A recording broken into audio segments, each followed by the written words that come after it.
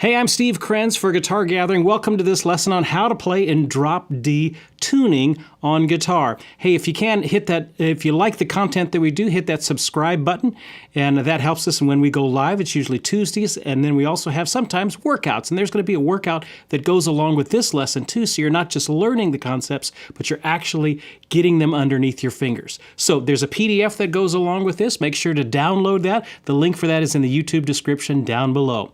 Let's dive in. Drop D tuning. It's one of the easiest for the guitar player to make the switch, and it's one of the most useful tunings that you can use. Now, it's great for anything in D, of course, because it just gets a real low sound. So here's the tuning. All of this is normal. E, B, G, D, A. All of that is normal. But the sixth string, which normally is a low E, has been tuned down to a D. So it is down to a D, which is an octave below then the fourth string. That's the only change, okay? So instead of the sixth string being an E, it is tuned down one whole step to a D. And this works great for anything, particularly, of course, in the key of D, where you would normally just have to play something up here. Now I've got this low end, very good growly sound. The only thing you have to take note of is that everything now that would have been on the sixth string is now 2 frets off from where it would normally be. So like this would normally be, let's say, a G here at the 3rd fret, but now a G is at the 5th fret. So I wrote some chords in there, so in the PDF on page 2, to kind of give you just some of the basic lay of the land with how the chords work with this new string being off. But it's drop D tuning. So let me just play a little bit in drop D tuning for you.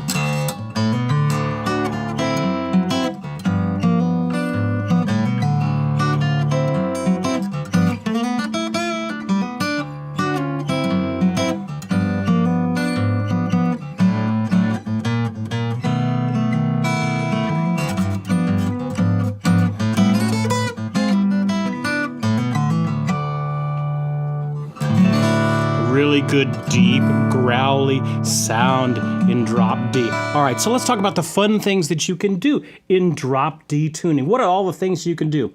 Well, it works, like I said, great if I'm doing anything in the key of D. So if I have a D, let's just kind of get used to the lay of the land here in the key of D. So if you look at your PDF on the first page there, I'm just going to take this 4th string D, and I'm just going to do a D major scale up and down, okay? Remember, in the key of D, we've got F sharps and C sharps, so it's going to be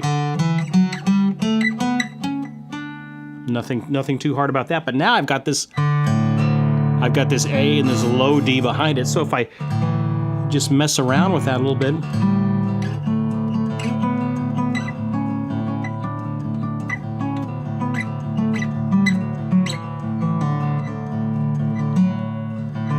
what if I do some hammer-ons?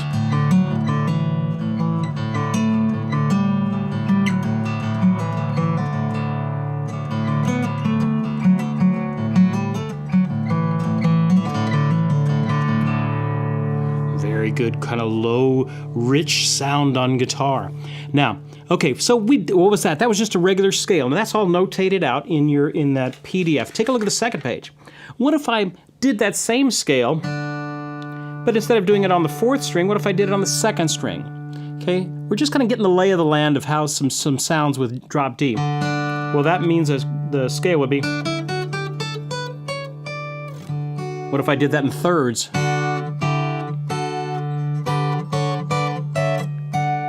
Something like that. What if I had that low D in there?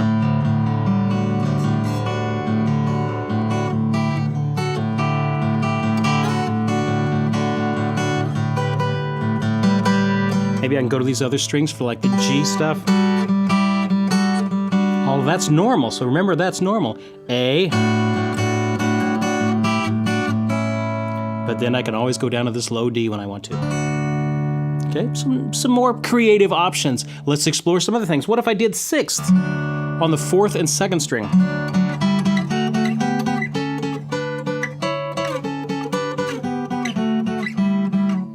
What if I added some of those low strings in with that?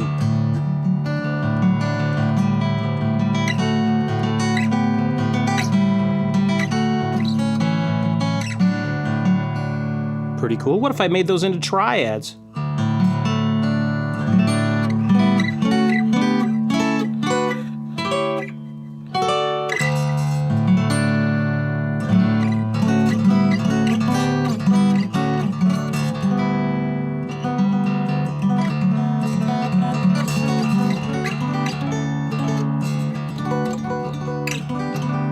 What if I add that open E to it just for fun?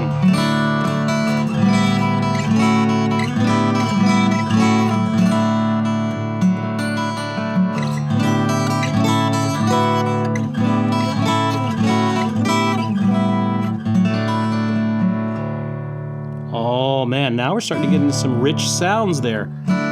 So all I'm doing is moving around a scale. I'm just kind of thinking of some different options. What if I just did two parts of that? What if I just did what if I did these low thirds?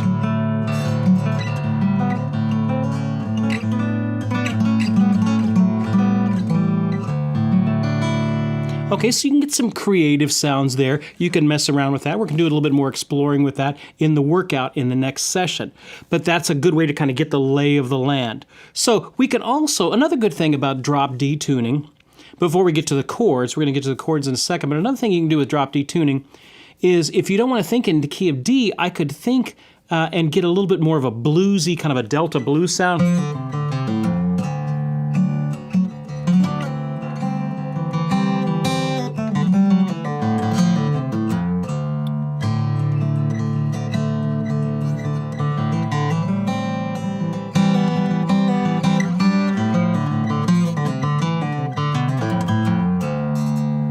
Kind of a real bluesy sort of a sound. Kind of have an F pulling off to a D, C to an A. This F, which would now be with my third finger, and then I kind of do a little bend up with you. Kind of give to the F sharp.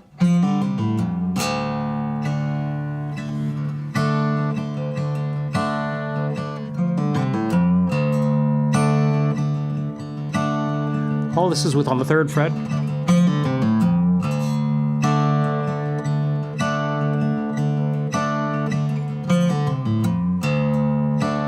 What if I just kind of started hammering around things in the key of G? So this is going to be force the D. So the scale then would be a D, E, F sharp, G, A, B, C. So you got that C natural. That's what's giving it that bluesy sound.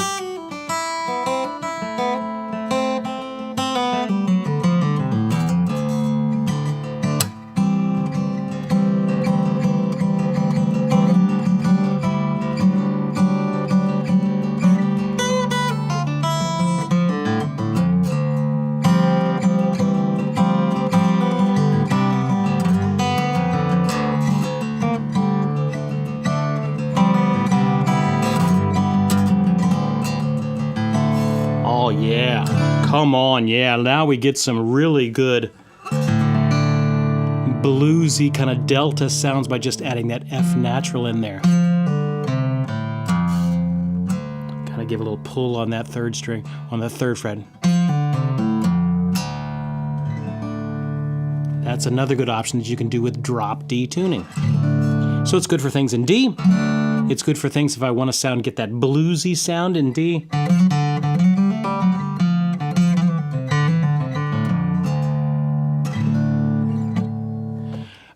Those are some good options. What about chords? Hey, power chords are great on drop D tuning because look, you know how normally you would have to do a shape that's like this for power chords? 1st, 3rd, and 4th? Not with a drop D tuning. It all becomes in 1 fret's worth. That's why they use them a lot in rock songs, so you can get that power chord real easy.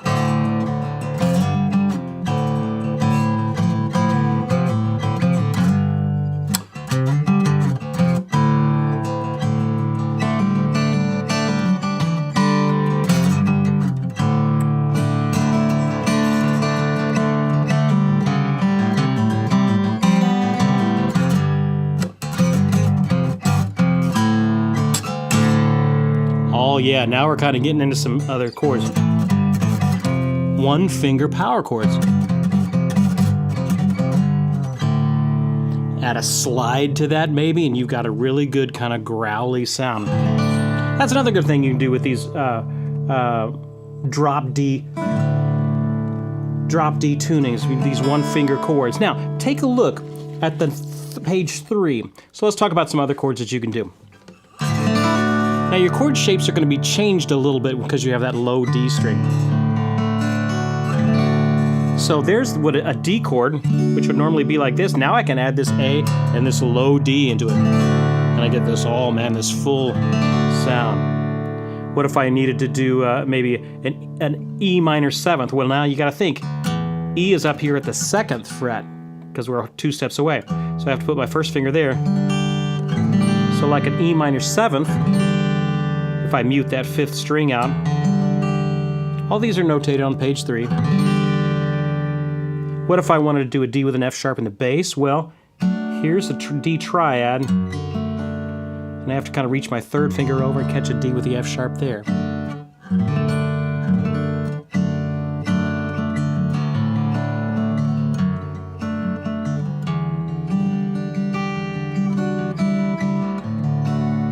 What about a G? Well, G, you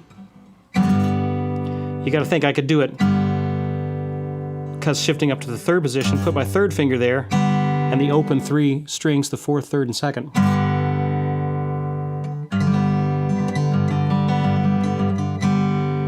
That's a good G. Another one is if I did, maybe kind of did a 10th sort of a shape with my 2nd and 1st. This is the last chord block on that 1st line.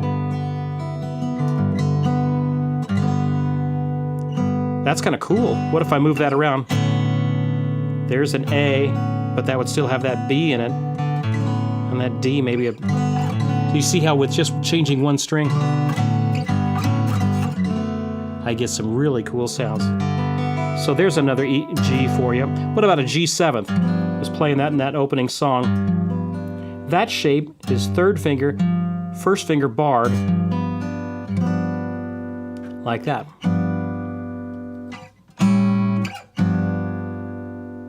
What about a G major 7th? It's almost like a C shape, isn't it? But I'm up here with my, at the 3rd fret with my G down.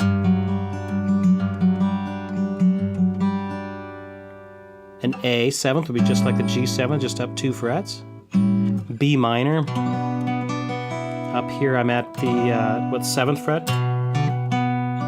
So 9th fret with my 3rd finger on the 6th string, 9th fret with my pinky on the 4th string and 1st finger there. I'm just kind of introducing these chord shapes to you.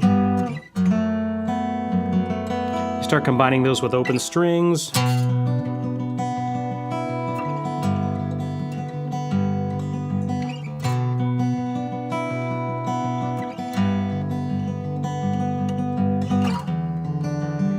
E minor. Ooh, that was nice. That's an F sharp 7, kind of like a G7, just down with the F sharp 7. Maybe a B minor.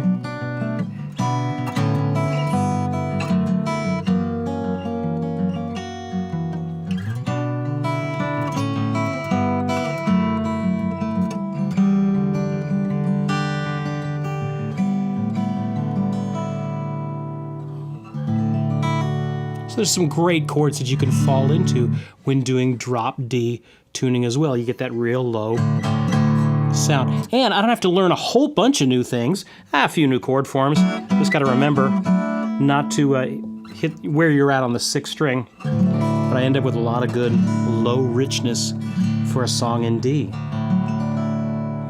Speaking of songs that use this, if I wanted to, let me play one more song for you.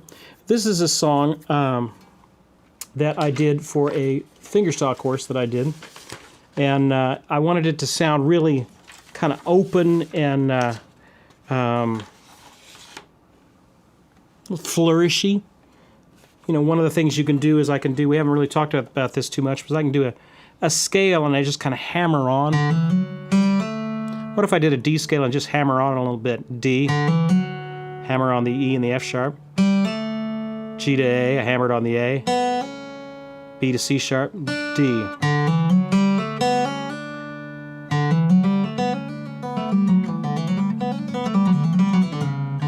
Wow, what was all that? Hey, it's a scale. I'm just hammering on the different notes. And you start flipping around.